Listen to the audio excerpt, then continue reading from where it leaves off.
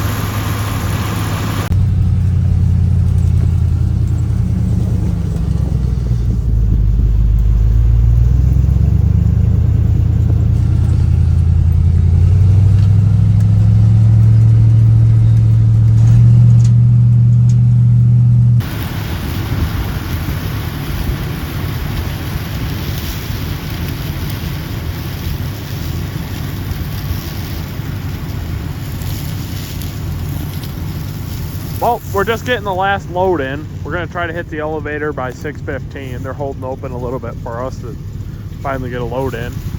But it'll be our second load we took in. So we're going to be pushing about 300 bushels off just the two small loads we took today.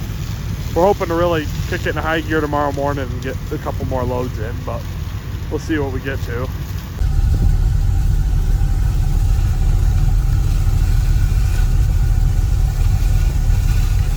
Just about to fill up and take the last load in for today. We're running pretty good, running about 13% moisture in these beans, which is just fine. We aren't getting docked. We got docked a little bit for the first load by like 0.1%, but it is what it is. I guess we can't complain. But combine's been running good all day, so that's one positive.